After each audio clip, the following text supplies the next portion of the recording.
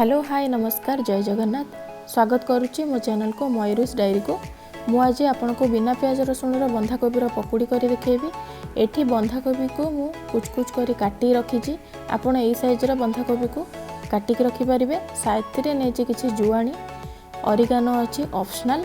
जुआणीटा आपन को छणा छणी पई गोटे बढ़िया फ्लेवर दे थाए। आउ किछि लूण रखी स्वाद अनुसार गरम मसला आउ सबुठ बड़ इम्पोर्टेंट होची जेहेतु मु एटा बिना प्याज रसुण करुच्ची। एठी किछि गाजर बीट अदा कंचा लंका को ग्राइंडिंग करके रखी। देखंतु मोर ग्राइंडिंग टी केते बढ़िया से झुरा झुरा टाइप रो हेची। आपण आको बेसी भलो भाबरे ग्राइंडिंग करिबेनी, टिके जेमति जूसी टाइप रो हे जातबो सेही परी ग्राइंडिंग करिबेनी। एही भलिया झुरा झुरा करी ग्राइंडिंग करिवे। एठी बंधाकोबी रे गाजर बीट रो ग्राइंडिंग दबा द्वारा गोटे कलर दे थाए, पूरा मार्केट स्टाइल रो कि डेलीशियस कलर दे थाए आउ बहुत बढ़िया टेस्ट भी दे थाए। बंधाकोबी को एठी मु काटी 2 घंटा आगु रखी देथिली। लूण दे नथिबे, धोईकी रखी देथिबे पानी झरी सारला पर्यंत। पानी प्रॉपर्ली झरिकी सुखी सारला परे आपण सेथिरे ऐड करिवे जो ग्राइंडिंग करी रखिथिबे गाजर बीट को ताकू देबे। किछि गरम मसला देबे, जुआणी देबे।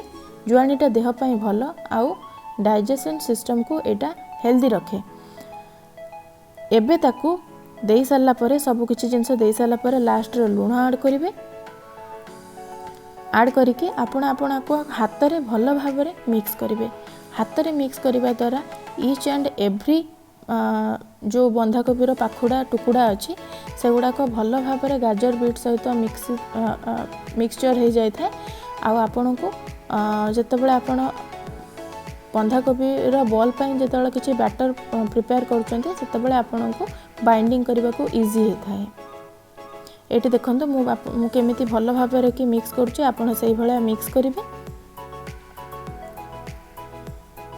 आउ सेथिरे एबे ऐड करंतु कॉर्नफ्लोर 2 चम्मच रो, बेसन 2 चम्मच रो।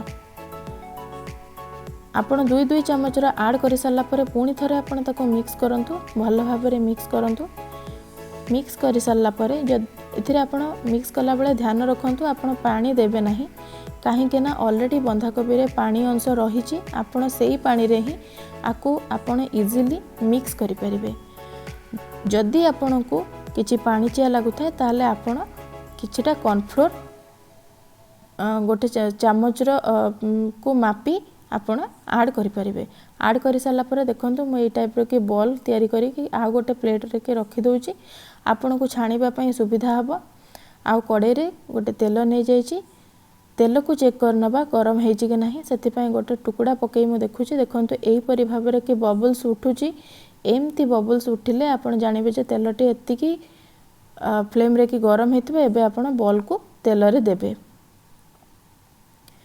देला बेले आपण केयरफुली देबे, काहे कि ना एटा छिटिकी पारे। आउ आपण देला बेले डिस्टेंस मेंटेन करी देबे। आपण जतले बंधाकोबी बॉल गुडी को तेल रे दोचंते सेते बेले हाई फ्लेम रे ही देबे। लो फ्लेम रे देले सेटा संगे संगे बंधाकोबीटा तेल टाणी थाए। दबार 1 मिनिट परे आपण फ्लेम को लो करिवे एवं जदि तळ पटटा भल भाव में फ्राए हेतिबा आपण ताकू खड़िकार साहाय्य रे आपण ताकू उल्टेबे।